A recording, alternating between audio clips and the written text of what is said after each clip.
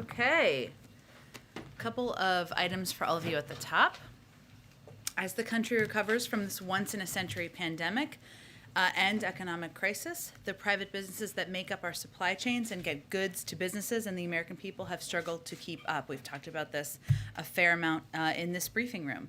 This is not just happening here at home, but all around the world as COVID has led to shutdowns and disruptions at ports and factories around the world. In June, the White House launched the Supply Chain Disruptions Task Force to address short-term supply chain bottlenecks. And after working closely with the leaders and companies at that port on potential solutions, we announced a new port envoy to the task force in August. Solving this issue is going to require cooperation between the private sector, including rail and trucking, ports, and labor unions. And so tomorrow, the president will be meeting with the leadership of the Port of Los Angeles, the Port of Long Beach, and the International Longshore and Warehouse Union to discuss the challenges at ports across the country and actions each partner can take to address these delays.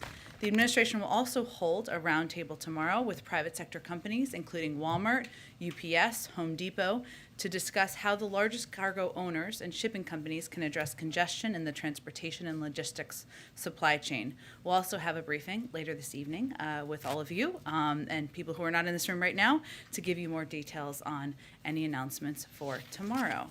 I also wanted to note, I had one more item. Maybe I'll get back to it at the end.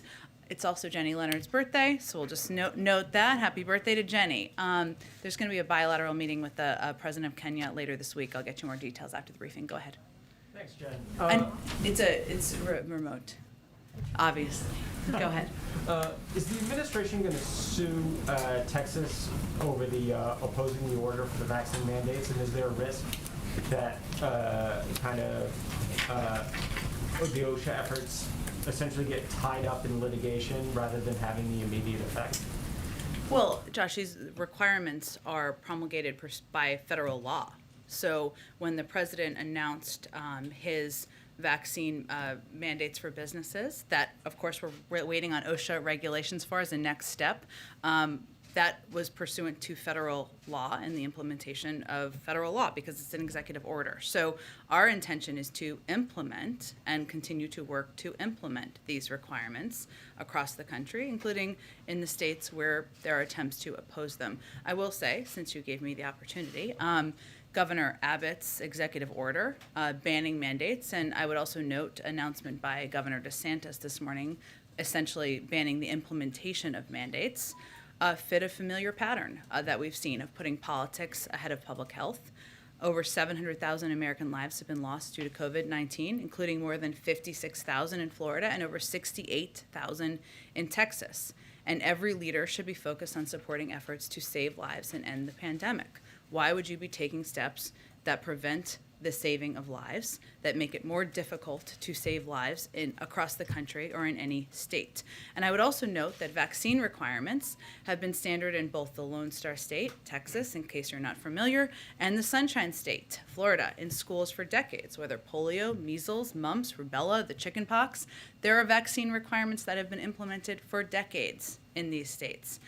So these decisions put these two leaders out of step with both long-time requirements, a history of vaccine mandates, but also many business leaders in their states and many businesses that are based in their states, including Disney and American Airlines. These leaders are taking steps to help boost vaccination rates, reduce deaths, reduce hospitalizations, and expand the country's labor pool. So bottom line is we're going to continue to implement the law, which the President of the United States has the ability, the authority, the legal authority to do. And we are going to continue to work to get more people vaccinated, to get out of this pandemic. The president will use every lever at his disposal to do that. And then secondly, the JOLTS report today indicated that nearly 3% of U.S. workers quit their jobs in August. That's 4.3 million people. Does the administration believe that people quitting is a positive because those people will get new jobs to pay more, or a negative because of the gravity of the Delta variant? Well, I would say that there are different circumstances, as you know, Josh, that for different people's lives. And there are certainly, what we've seen through the pandemic on the positive note is that people have decided they have more choices that they can make. They have taken the period of the pandemic to maybe seek different forms of employment, different formats of that employment. Maybe some of it's remote working, maybe it's all remote working, maybe they're changing industries and career paths. And some of that, some of the numbers of people leaving their jobs is attributed to that. There are also conditions, so I can't give you the exact breakdown. I guess I'm just conveying that our economists feel that all are true. There are some conditions where women have left the workforce because of childcare needs, of the ones they can't afford, they don't have the ability to pay, and because of fears of going into companies or industries or jobs where they fear that there are not the conditions to be safe. So it depends, really, Josh. I think it's some are positive conditions and some are more because there haven't been steps put in place everywhere in every industry that can make people feel safe. Go ahead. First, on the G20 call that the president had this morning regarding Afghanistan, the UN said on Monday that millions of dollars of aid are needed to stave off a humanitarian crisis there. I saw the EU responded by making a new commitment on that front. Did the president make any new commitments as far as what humanitarian assistance? Well, we recently announced nearly $64 million in additional humanitarian assistance in advance of today, I should say, for the people of Afghanistan. The United States is the single largest humanitarian donor in Afghanistan, providing nearly $330 million this year alone, and we will continue to take steps to alleviate the suffering of the Afghan people and call on other donors to step up their contributions to help deliver critical assistance. So the recent $64 million brought us up to $333 and makes us far and away the largest donor. Okay, and any change to the policy about not unfreezing the central bank assets that would be available in Afghanistan? There hasn't been any change to that policy, no. And then one other thing, I was wondering if you had an update on Vienna talks and kind of where that stands. I know that there's conversations today with the Israeli government. Do you see that restarting soon, and where is that now? Well, we, of course, keep our partners abreast of our efforts to pursue a diplomatic path forward as it relates to the P5+1 talks with Iran. So certainly it was a topic of discussion. I don't have a full readout quite yet as it was happening earlier today, but in terms of where things stand, that continues to be our preferred path, our preferred choice. We believe diplomacy should always be the first option. And I think you may have all seen Secretary of State convey this weekend that time is not unlimited, and that remains the case. But we continue to pursue those negotiations. Our team remains prepared to return for another round of discussions, but I don't have an update on when those might occur. Go ahead. In the president's view, where do the talks on the reconciliation package stand right now? Well, as I think you heard Speaker Pelosi convey this morning as well, I mean, the president's view is that we're continuing to make progress. We're having important discussions about what a package that is smaller than $3.5 trillion would look like. Those conversations have to happen with a range of members. Those are happening both at a senior staff level and also with the president over the course of the last several days and weeks. Those will continue. Obviously, we want to get to a point, we are at a point, I should say, where there are choices that need to be made. That's the point we're at now, given there will be fewer dollars that will be spent. But a lot of those conversations are happening behind the scenes at the staff level. And in his view, do Senator Manchin and Senator Sinema need to make a counteroffer of what they want this to look like? It's more of an ongoing conversation than it is a passing back of dramatic paper every couple of days. So there's an ongoing discussion with Senator Sinema, Senator Manchin. There's an ongoing discussion with a range of members of Congress, range of Democrats, I should say, about what this looks like. And again, as Speaker Pelosi alluded to this morning, or said this morning, this is really the point where decisions need to be made, choices need to be made. The president's preference is the same as the speaker's preference. He proposed a $3.5 trillion package. He proposed a broad range of initiatives that will lower costs for the American people, whether it's childcare, elder care, college, invest in the climate. And no matter how you cut it, though, his view is we can still do something historic and that will fundamentally change change the economy for the American people. And there are several challenges facing the White House right now, not just getting Democrats united on the president's domestic agenda, but also skyrocketing gas prices, a bad jobs report last week. You've seen several issues, and including the president's poll numbers seem to be reflecting that. So how is he viewing all of these challenges that are facing the White House right now? Well, he, one, has an incredible team that's working on all of these issues at one time. And his view is his responsibilities to continue to forge ahead every day and to work to address the challenges the American people are facing. You didn't mention COVID, but that continues to be on front and center on the minds of the American people. People want to return back to a version of normal. They want to go back to knowing that their kids are safe at school, that they can go to their workplaces, that they don't have to fear for their safety in communities. He understands that. That's what he's working on every single day. I would say that he also recognizes that right now, getting something done for the American people, working with members of Congress to do exactly that, to forge a path forward, to unite the Democratic Party, is what people have elected him to do, to address the challenges we're facing over the long term. So I promise you, we don't get too glum around here. Even if things look challenging, our view and his view is that he was elected to continue to press forward and address the challenges the American people are facing. Go ahead. Thanks, Jen. Speaker Pelosi said in a letter last night to House colleagues that the overwhelming guidance she is getting is that members of Congress want to do fewer things well when it comes to the reconciliation package, the price tag, and what gets included. Does the president support that approach, doing fewer things well?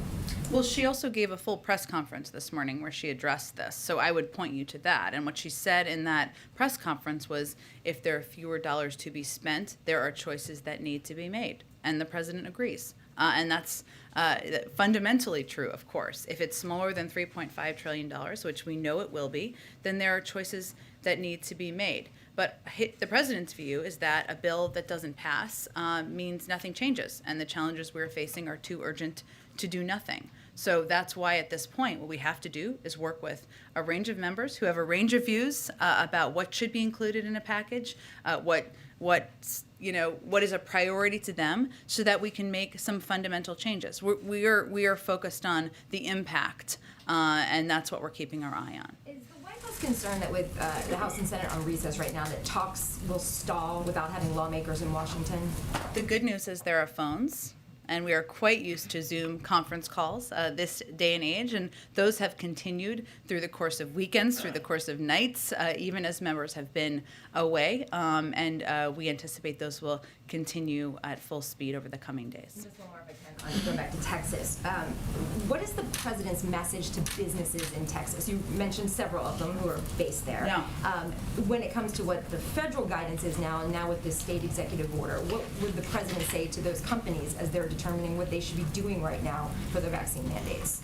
Well, we know that federal law overrides state law. I would note that earlier when we put out our guidance on the president's announcement about mandates several weeks ago, it made clear that again, as I said earlier, requirements are promulgated pursuant to federal law and supersede any contrary state or local law or ordinance.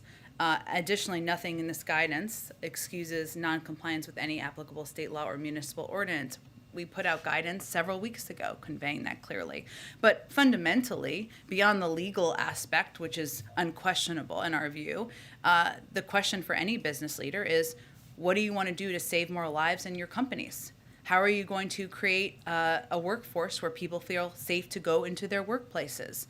What is fundamentally in the interest of your businesses over the long term? And we've seen from economist after economist, and frankly, many business leaders who have already worked to implement mandates, that implementing these mandates creates certainty. It reduces the number of people who are out of work sick and worse. And that is good ultimately for businesses. It's good for the economy, but also saving lives is something fundamentally business leaders can do by continuing to work to implement these mandates. But I would note that a lot of these businesses are doing them on their own to date. We're still, the OSHA, in terms of the federal level, the OSHA requirements are the next step, which we expect to have soon. Go ahead. Thanks, Jen. Clearly, Governor Abbott knows that federal rules supersede state rules, so why do you think he did this? Politics. Can you elaborate? Well, I think it's pretty clear when you make a choice that's against all public health information and data out there, it's not based on what is in the interest of the people you are governing. It's perhaps in the interest of your own politics. And then, I know you said that there's going to be a background briefing later, but is there anything you can tell us about the stakeholders that the president is meeting with tomorrow and what the administration can do, is doing about some of these supply bottlenecks? Sure. Well, we're taking a number of steps, which I'm happy to outline, but let me focus on the ports, because that's clearly what a focus will be tomorrow. One of the challenges we're having is, as you've all seen and shown on many of your networks and others have reported on, is the delay of goods getting through to our ports, enabling them to get to people in the country. We know that's one of the bottlenecks in the supply chain. Now, the supply chain bottlenecks range industry to industry, but we certainly know addressing those bottlenecks at ports could help address what we see in many industries across the country, and frankly, our leading people who are preparing for holidays, for Christmas, whatever they may celebrate, birthdays, to order goods and get them to people's homes. So that's what he'll focus on tomorrow, is to talk about what we're going to do on ports, something that has been a focus of his for months now, and he's hired people to help address it. Go ahead. Thanks, Jen. I want to follow up on an earlier question. You referenced Speaker Pelosi's press conference this morning. Yeah. It seemed like she somewhat backtracked from her message yesterday about what, sort of path Democrats would need to take if there are fewer dollars. It seemed like she was indicating that fewer programs done well would be the preference, but then this morning said that the first thing to go would be the timeline. So has the president given any sort of a push in either direction on this? This is all part of the discussion, and I will let you convey or ask questions of Speaker Pelosi yourself. She's, as we saw this morning, more than capable of speaking on her own behalf. But what she was conveying is that while it was her preference, the president's preference to have the initial package proposed, what our focus now is on is building a real, tangible package that can become law and is going to make a transformational difference in people's lives. So I understand, and we all know why we're talking here about the size and the cuts, et cetera, but a cut, it's not a cut just because someone once proposed something bigger on paper. It's not a bill or a policy that's going to change lives if nothing is passed. And that's what we're working through. There's a lot of ways to do that, and that's the discussion she's having with her caucus, and the president is, of course, playing a prominent role in. So the president doesn't prefer then one avenue or the other? The president wants to make fundamental change in our economy, and he feels coming out of the pandemic is exactly the time to do that. And if we don't do it now, if we don't address the cost of childcare, to go back to Josh's question earlier, if we don't address the climate crisis, if we don't ensure that universal pre-K is a reality now, we're not going to have the same opportunity to do it for some time. And I want to get to the supply chain issues. Is there any consideration of potentially lifting Trump-era tariffs to give some sort of an immediate relief to this problem? I know that the task force has been talking about long-term solutions, but that's something that some trade representatives and business leaders have suggested could have a real impact right now. Well, the task force has actually been talking about a range of steps that need to be taken. And I think, as you saw by our announcement or our Ambassador Tai's speech last week, we are open to considering policies or continuing some policies if they are in the interests of the American people and the interests of our economy. But ultimately, what we're seeing is that, and what he'll be talking about tomorrow, is that the ports and the ability to move goods through ports is certainly one of the big bottlenecks. That's what he'll be addressing. Now, there are other issues in the supply chain, including manufacturing and international manufacturing hubs, where the issue there is the number of people who aren't showing up for work or factories that are shut down because of COVID. We are still the world's largest supplier of vaccines, know-how, somehow manufacturing capacity to help address that. We've seen different types of supply chain issues as it relates to lumber, as it relates to chips. There are different solutions for different industries, and we're working to address all of them at the same time. There are some people who say that the president should be pressuring unions to loosen work restrictions that are keeping, for instance, truck drivers limited on their hours behind the wheel, or these ports operating at a less than full capacity. What's the White House answer to that? I would say we have taken steps at times, when warranted, to loosen restrictions, as you saw in reaction to some natural disasters we've had over the course of the year. Ultimately, the president's focus is addressing the needs, the challenges, and the threats to the American people to their well-being, to their economic well-being, and he'll consider a range of options. But again, the Supply Chain Task Force has been working for months to address these issues. One last one. What's his answer? What's the White House response to people who say vaccine mandates have reduced the workforce and contributed to this problem? Well, I know world-renowned business, travel, and health expert Senator Ted Cruz has made that point, but I wouldn't say that that is widely acknowledged or echoed by business leaders who have implemented these mandates, by health experts who have conveyed the way to get out of the pandemic is to ensure that we are doing exactly the steps the president has announced and we are working to implement. It doesn't mean this isn't hard and challenging. Of course it is. We're in the middle of a global pandemic. But ultimately, the job of the President of the United States is to lead, is to follow the advice of health experts, is to ensure that he is protecting the lives of people across the country. So I know there was a little hubbub over the course of the last few days about Southwest Airlines. We now know that some of those claims were absolutely false, and actually the issues were completely unrelated to vaccine mandates. But again, what we've seen business to business across the country is this is the way to save lives, create more certainty, it's good for the economy, and it's something we're looking forward to implementing. Given how important the vaccine mandate policy is for the administration, why is it taking so long to get that rulemaking in place? And it seems like a fairly discrete set of issues that, and I know there's an interagency process, but hasn't there been a vacuum left that gets filled by actions by governors or by dissent among union workers or whatever, by not having the clarity of that rulemaking that we were told was coming weeks ago? Well, I think at the time, just last month, we said it was coming in weeks. That remains the case, and when it's out, that will be accurate. But also, there isn't a big historic precedent for this, and we want to get it right. And the team at OSHA, the team at the Department of Labor, wants to get it right, wants to be able to create some clarity for businesses around the country. I would say that requiring and mandating for businesses of 100 people or over vaccines is not a small task. That is a big, bold proposal, idea, and something that we want to implement with as much clarity as we can. We know there will be questions even after these rules are put out. We understand that, but that's why we wanted to take a little bit of time, not too much time, to get it done. Can you describe what's happening behind the scenes? Are there a group of people who are, this is the only thing they're working on each day, or where does this fall in the priorities getting those answers? It's a good question, because I think it's important for people to understand that OSHA, under the Department of Labor, is working on these regulations. This is not something that is being done out of the White House. They are the ones working through this, as they should, and I can't give you any expectation of when that will be finalized. There'll be a public rulemaking.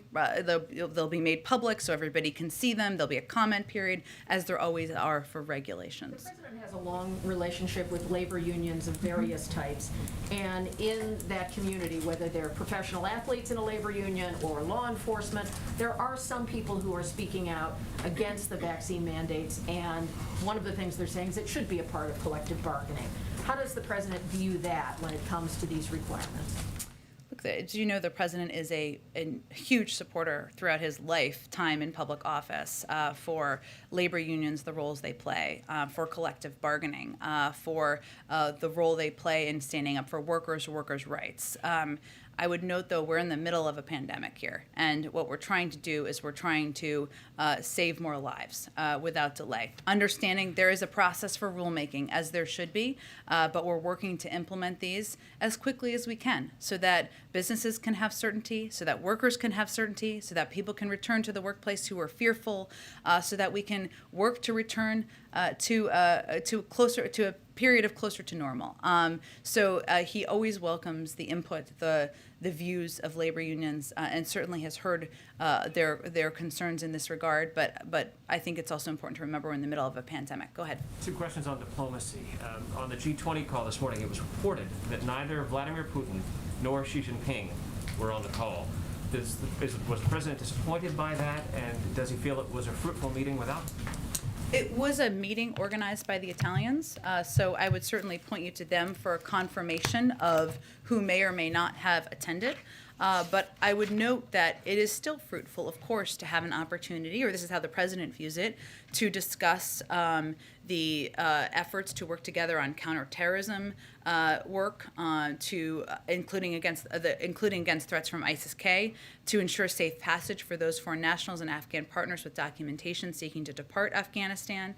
And during this call, the leaders who did attend reaffirmed their collective commitment to provide humanitarian assistance directly to the Afghan people, something that was noted earlier through independent international organizations. And we are committed to working with our partners to do exactly that. So again, it was a call, or it was a meeting organized by the Italians. They can confirm the list of attendees, but the president did see it as an opportunity and a constructive opportunity to discuss counterterrorism efforts and efforts to provide international humanitarian assistance. Victoria Nuland is now in Moscow for meetings with the Russians. What's the White House's assessment of how those talks are proceeding? I'd really point you to the State Department on that, Steve. I would guess that she's having quite constructive, productive meetings on the ground while she's there. I know she's meeting with a range of leaders on the ground, but I don't have more details from here. I point you to the State Department for that. And Joe Donnelly has been picked by the president to be the next ambassador to the Holy See, the Vatican. Why Mr. Donnelly? Mr. Donnelly is someone who has a long record in public service. He's somebody who has, the president feels, will represent the United States and our interests quite well as ambassador to the Holy See, and he's looking forward to his confirmation. And when the president meets with the Pope later this month, what does he hope to discuss with the Pope? I don't have any more details on the trip. I'm sure we'll have some soon. Go ahead. Thank you, Jen. I have a climate question.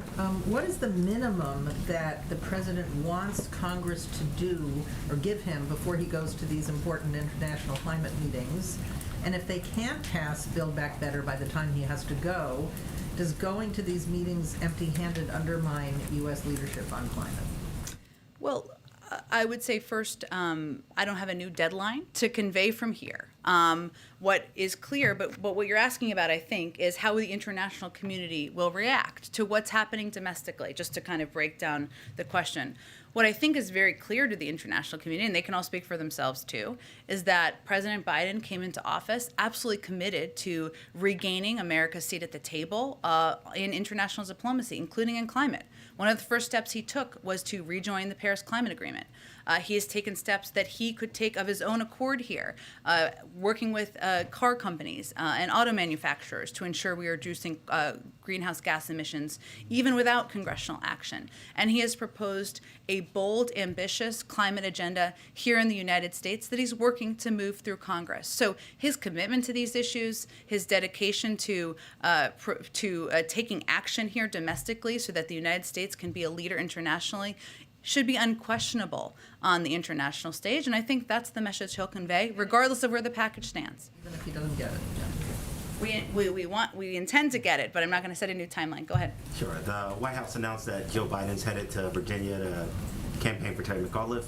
Can you give a sense of what Joe Biden will be doing over the next couple of weeks in Virginia or to campaign for McAuliffe? Has he been asked to come? I don't have any updates on travel. I would expect we will have more to convey soon about his plans to support the election of former Governor McAuliffe. And one more just on the G20 this morning. I wonder if there was any sense of frustration on the part of our allies, or a sense that the U.S. has an obligation to do more because of our withdrawal from Afghanistan. Can you give any more on that? More than being far and away the largest provider of humanitarian assistance? No, I'm asking you. I would point you to our allies. I haven't heard them have that complaint. Go ahead. Thanks, Jen. As the price tag comes down on the reconciliation package, are there certain pay-fors that you are also becoming more amenable to negotiating on then? For instance, staying at the corporate tax rate now, for instance? Are there policies like that you all are coming down on? Or? Well, I would say that because the package will not be $3.5 trillion, as you all know, it will be smaller, as everyone has acknowledged. You won't need the same number of paid-fors, obviously. It doesn't require a mathematician. I think that's why you're asking the question. But in terms of what those look like, there have been a range of proposals the president has conveyed he supports as it relates to pay-fors. Ultimately, he wants to make the tax system more fair, raising the corporate rate, asking the highest income Americans to pay more is certainly part of what he has proposed, but that's all part of the discussion as we speak. Earlier you just said that if you all don't act on some of this social spending, you're not going to have the opportunity to do it for some time. Was that a speculation on the midterms, or what did you mean by that? No, it was not. It was conveying that this is a moment coming out of a pandemic to change fundamentally how we invest in our workforce, how we invest in American families, how we think about what our priorities are in the United States. Is our priority making sure that people can afford childcare so that they can join the workforce? Is it or is it not? Is our priority doing more to address the climate crisis? Is it or is it not?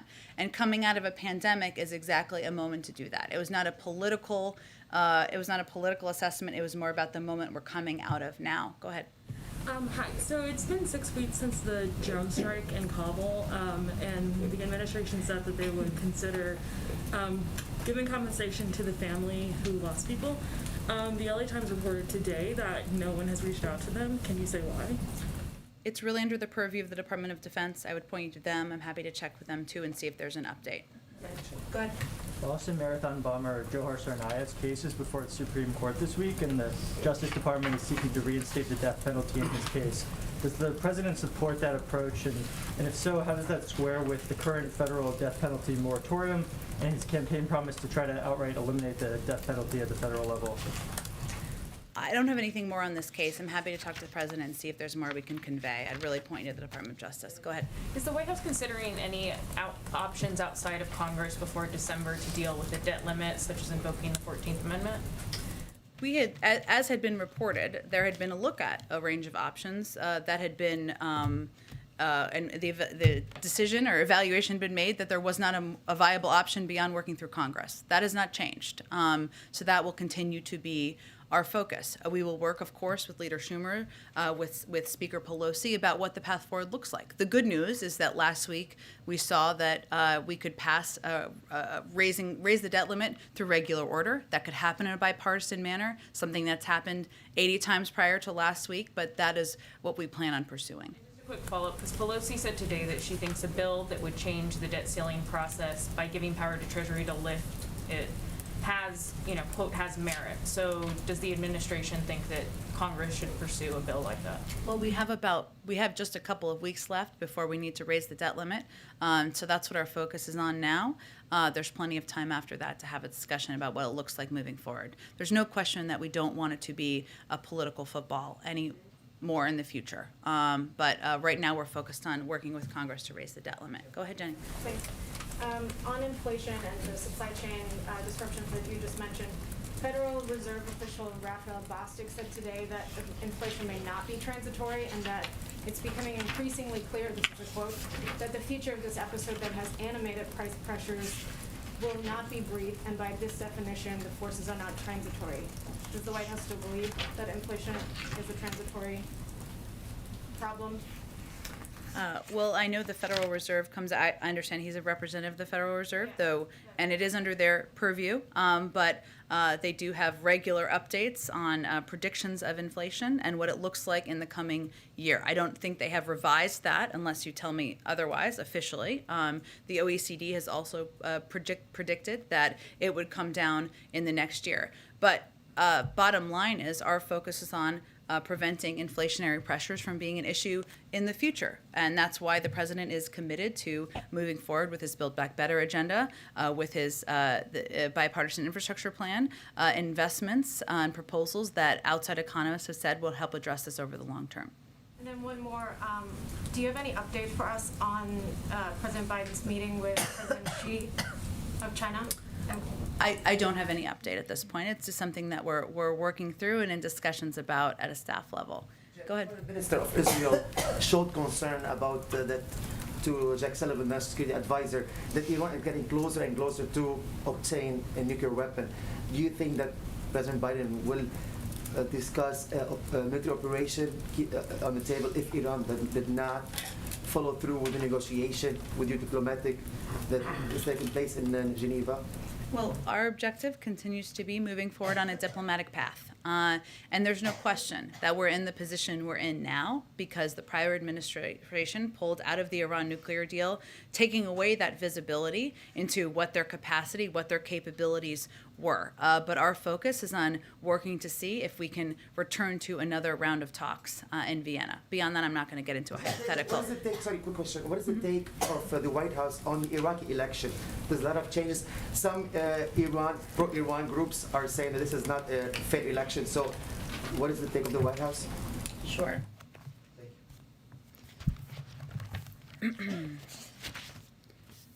So we congratulate the Iraqi government on having fulfilled its promise to hold earlier elections. We are pleased that the election days were largely conducted peacefully. We've seen the preliminary results announced by the Iraqi Independent High Electoral Commission yesterday and are waiting for the final certified results. These elections included hundreds of international monitors and observers from the UN and EU, in addition to thousands of domestic observers. We look forward to reviewing their reports. Once the final results are certified, we hope that the new Council of Representative members will form a government that reflects the will of the Iraqi people and which can work to address Iraq's governance, security, and economic challenges. Go ahead. Hi, Jen, can you confirm that U.S. personnel in Colombia have reported anomalous health incidents that's being investigated as Havana syndrome? We don't confirm individual reports. What we do is take every report that comes through our interagency quite seriously. As we've talked about in here prior, this administration has made addressing Havana syndrome or anomalous health incidents, whatever you want to call them. We have refocused the efforts on it after they had not been focused on for some time. That includes ensuring that the president signed a law last week ensuring that that assistance, medical assistance, funding for medical assistance was provided to anyone who needed it. That we have a process within key agencies to ensure we're addressing it and making sure people get the assistance they need. But we are still in the attribution phase. That is still being considered, and we don't confirm individual incidents. Follow up on Texas, unrelated issue. Sure. You talked about continuing on with implementation. Should we expect the administration to make legal filings in Texas challenging Governor Abbott's order as the administration moves forward with implementation of the OSHA rule and of the mandate for federal employees? Well, the next step is the regulations coming from OSHA. In terms of legal action, I'd point you to the Department of Justice. I don't have anything to predict on that front. Thank you, Jen. It's been a bit, so I hope to ask you quickly about 3 different subject areas, if that's all right. The first subject area is we at the New York Post reported on Friday that the first son had sold 5 prints of his artworks for $75,000 each, and that a team of lawyers is reviewing the prospective buyers who are going to be allowed into an upcoming New York show. That seems to suggest a departure from the White House brokered agreement where the purchasers would be anonymous. I was hoping you could say if the White House knows who purchased the 5 prints and whether there is indeed a departure to the arrangement that there would be an anonymity here. I know this is your favorite topic, but it still is the purview of the gallerist. We still do not know and will not know who purchases any paintings, and the president remains proud of his son. White House, or... Did you have another question on something else? Otherwise, we're going to move on to some Yes, other I did, I topics. did. Lots going on in the world. Yes, so about Build Back Better and tax policy, I'd like to ask you about proposed tax increases and proposed tighter tax enforcement. President Biden often describes raising taxes on higher incomes as a matter of fairness and enforcing current tax policy as a matter of people paying their fair share. But Republicans in Congress, led by Representative Jim Banks, are pointing to a recent Congressional Research Service report, which they say underscores that President Biden allegedly owes $500,000 in Medicare taxes that he didn't pay by allegedly improperly categorizing $13 million in income routed through S corporations in 2017 to 2018. Tax law expert Robert Willens, who teaches at Columbia University, said, quote, in my view, the case can easily be made, end quote, by the IRS that President Biden owes back taxes under current law. So as he campaigns for... This is a very long question. I think I know where you're getting at. This has been debunked, as you probably know. Also, he's released many, many years of his tax returns, so people can check them out.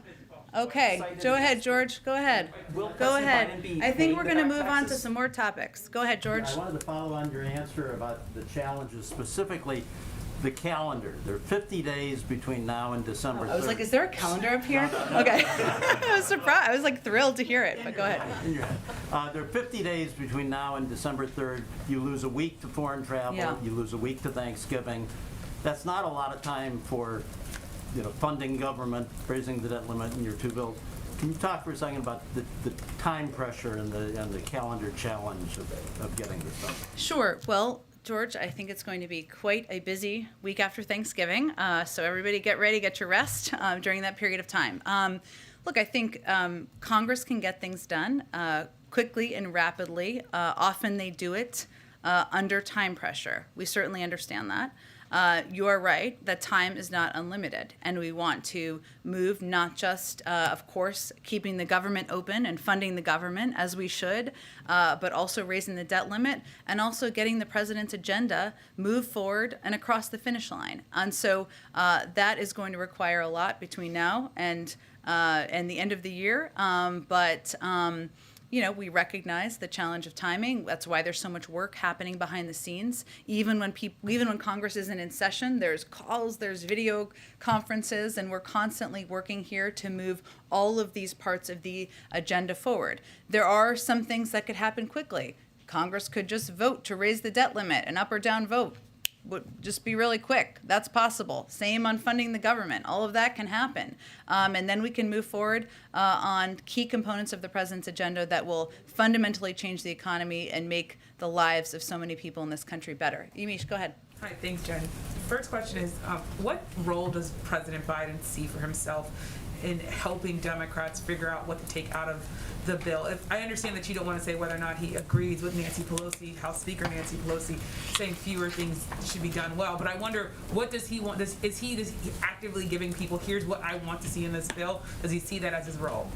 Well, he sees his role as doing what the American people sent him to the White House to do, which is to find common ground, so that we can move forward with an agenda that the American people demand we pass. And, his view is also that building a real tangible package is what our focus is on right now. It is not about dismantling a hypothetical package. It is about how we build the best package based on the ideas he's proposed that can fundamentally change people's lives and make them better. So he's going to be, of course, actively involved in the discussions, as has been at every point in this discussion. But again, his view is that an alternative to a deal isn't a hypothetical bigger plan. It's nothing. And we can't afford to do nothing. So what he's trying to do is move everybody forward toward a unified path so that we can make some big changes for the American people. It is inappropriate then to say, I want climate change and child care definitely, and other things might need to be cut in the way that House Speaker Nancy Pelosi essentially said today? Or does he think that it has to be the lawmakers that decide what comes out of this bill? Well, that's not what I heard her say today. But again, she can, of course, more than capable of speaking for herself. But what I heard her say today is that a bill that doesn't pass means nothing. It's nothing. So what you need to do, if you want to get all those things done, make a historic investment in climate change. If you want to address some fundamental inequalities in this country, if you want to cut costs for the American people, you need to find common ground. It doesn't mean you're going to get everything you want. The president knows that. Speaker knows that. That can be, you can have a moment of disappointment on that as well. But ultimately, his role is to work to bring people together, to find a unified path forward so that we can get something historic done. And a quick follow-up or a quick other question, which is, this weekend we saw former President Trump go to a rally in Iowa, make all sorts of claims that are clearly not true, but we saw high-profile GOP officials there, including Chuck Grassley, who was the longest-serving senator in Congress. What does the president make of not only what former President Trump is saying, but the fact that there are GOP lawmakers, elected officials who are willing to still stand by him and go up in front of these crowds with these claims that are clearly false? The president's focus is on working to deliver for the American people. He didn't watch the rally, I can assure you of that. I'm not sure he's even seen clips of the rally. He looks for a way. Of course he's worried about the threat. I think he's talked about what we saw on January 6th, the threat of one of the darkest days in our democracy, what we've seen in the blind people blindly following we know are debunked, sometimes conspiracy theories, the spreading of misinformation, whether it's about democracy or COVID. Of course he's concerned about that. But the best role he can play, the most important thing he can do is to work to lead the country, to bring people together in areas where we agree, to get things done, to deliver, to show the American people that government can work for them. And that's what he's going to spend his time and energy focused on. Go ahead. Jen, thank you. So you said June, the supply chain disruption task force was assembled. I'm just curious why it took so long for the president to get together the two port heads as well as all the shipping companies to figure out what's wrong with the supply chain since it's been an issue for most of the year. Well, I would say that the president has, the supply chain task force has been working around the clock for months and months now to address a range of different issues that we see in the supply chain. And as you know, because you cover this pretty closely, there are issues at the ports and addressing the bottlenecks at the ports. Those have been on the rise recently, but it's something that he's been working on and his team has been working on. There are also a range of different issues in the supply chain. It's not just domestically, it's globally as well. It's one of the reasons we've been, of course, it's morally right too, but such a huge contributor to the global effort to get the pandemic under control, to ensure we're making sure manufacturing facilities are staying open. It's why he's pressed so hard for the CHIPS legislation to ensure that the semiconductor shortage is something that doesn't halt production for the auto industry. So it's not just one issue in the supply chain, as you well know. It's multiple issues. That's why the team has been working for several months to address it. And tomorrow's another opportunity. We've done several supply chain events to lift this up and tell the American people what we're doing to help address the bottlenecks. But are we behind the curve? Is the president behind the curve rather than trying to get in front of this issue? He's been working on these issues for months. I mean, I know it's been up in front in the news in the last few weeks, but these are issues the president's been focused on since he took office, and that's why he has a dedicated team, both in the NEC, in the Department of Treasury, across the interagency to help address these issues. It's a fundamental challenge as the economy is turning back on, and one he's been focused on from the first day. Go ahead. Jen, I just had a couple of quick timing questions. On the FDA commissioner, I know we keep asking you about this. Yeah. One, do you have any update, and can you address concerns about morale and stability at the agency since this is taking so long to get a nominee? Have you heard there's morale and stability issues? There has been reporting that, just the lack of a permanent commissioner, people feel there is not stability there. Obviously, we saw concerns come to surface about morale when it came to the decision over the boosters, with two of the vaccine officials resigning. There has been reporting for a few months around concerns. Well, I would just, to quote Nancy Pelosi, Speaker Nancy Pelosi again, an anecdote is not the basis of data. So I would say, one, we are very focused on ensuring there's an FDA commissioner in place, nominating exactly the right person. I don't have an update on the timing. I understand why you all are asking about that, but I'm not going to get ahead of the president. I will also note that the FDA and any of our agencies are full of career employees, talented officials many of them who've worked at these agencies for years, if not decades, who have moved forward on the approval of vaccines, the approval of boosters, the approval of a range of treatments that can help save lives in the public. So they also deserve credit for what they've done. But I would say the overemphasis on a nominee takes away in some ways unintentionally from the fact that there are people who are doing their jobs every day, and we have an acting FDA commissioner doing that as well. And another thing we keep asking about, the president's physical. Last month, you said it would be soon. We're now in October. Do you have any update? And why is it taking so long? Is the president just very busy? Does he, not? He is very busy, but it is standard for every president to get a physical. He will get a physical too. When he gets a physical, we will make all of that information available to all of you. Still plan on it Okay, being thanks this everyone. year? Yeah, absolutely. Thanks everyone.